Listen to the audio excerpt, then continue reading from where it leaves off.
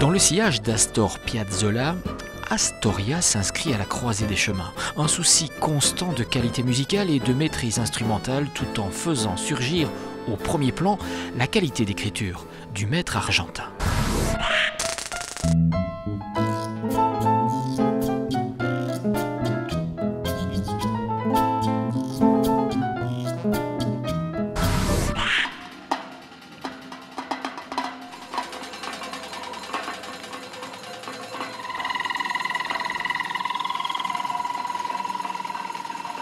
City Sonic propose des parcours d'écoute métamorphosant le centre-ville montois en hub connecté à l'audioplanète.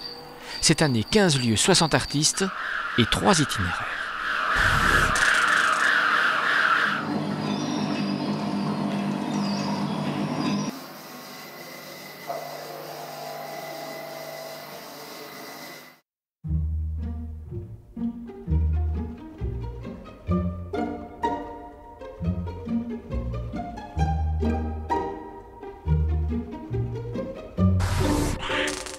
Une résidence internationale, des soirées de projection, une compétition de cours, des rencontres autour du cinéma documentaire.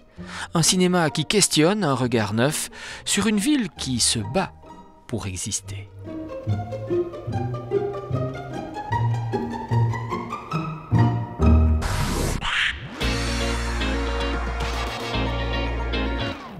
L'art dans la ville focalise le rapport entre le passé et le présent, le patrimoine et la création contemporaine. Sculptures, peintures, gravures, photographies, œuvres textiles sont présentées dans des lieux connus de Tournai.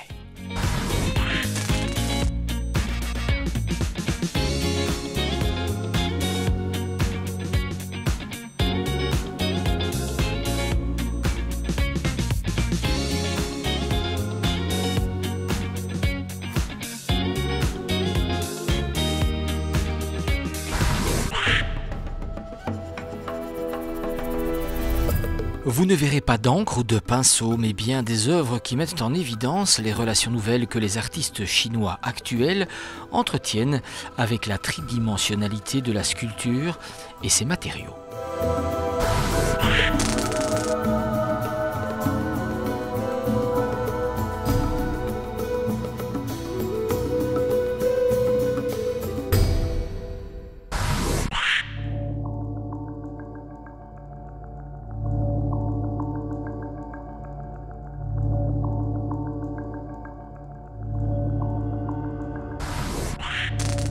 Merveilleux et magique, branché sur l'infini, le nuage est pour tout être humain la plus fantastique des machines à rêve. Combinaison de contraires et d'extrêmes, foisonnant, inépuisable en perpétuelle métamorphose, il est de toute évidence la métaphore même du vivant.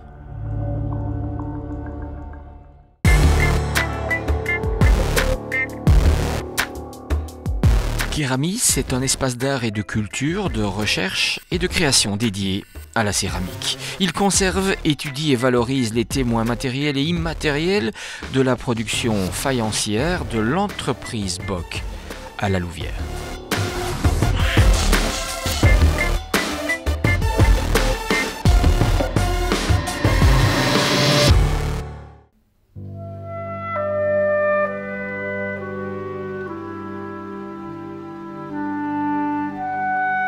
Fontenoy, 11 mai 1745, l'armée française du maréchal de Saxe livre bataille aux Alliés venus libérer la ville et la citadelle de Tournai.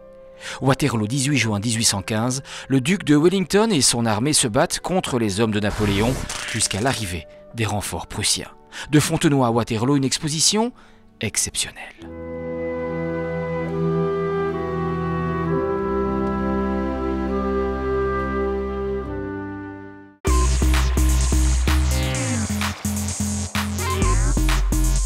Homo Faber, poétique et mécanique du travail. Une exposition qui invite à explorer les filiations entre l'art et l'industrie du 19e siècle à nos jours dans un lieu né pour et par le travail. C'est dans le cadre de Mons 2015.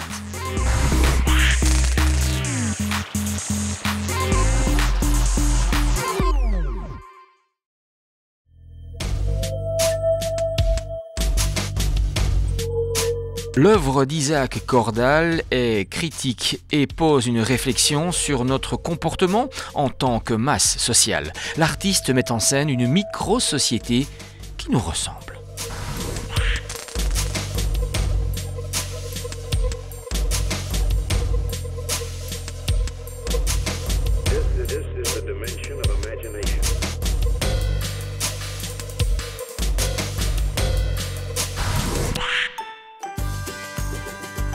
Cette exposition d'art contemporain présente un ensemble d'artistes intéressés par les phénomènes de circulation, de diaspora et de transfert de culture. Le titre fait écho aux idées d'Édouard Glissant, grand penseur du métissage et de la mondialisation, ainsi que défenseur des identités fluides, du libre-échange et d'une ouverture cosmopolite idéale qu'il appelle la relation.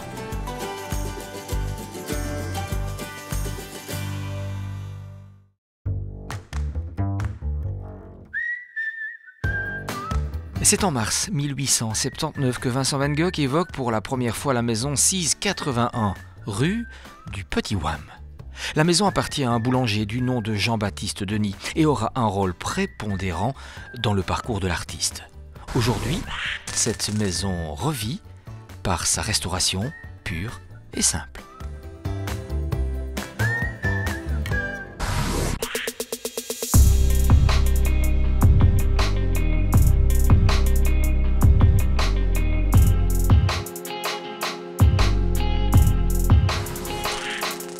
Le jardin n'est pas une personne et pourtant, il nous parle comme une personne. Aux quatre coins du parc, 10 photographes belges nous livrent leur vision sur le sujet et s'adonnent au jeu des rencontres inattendues, mais réelles.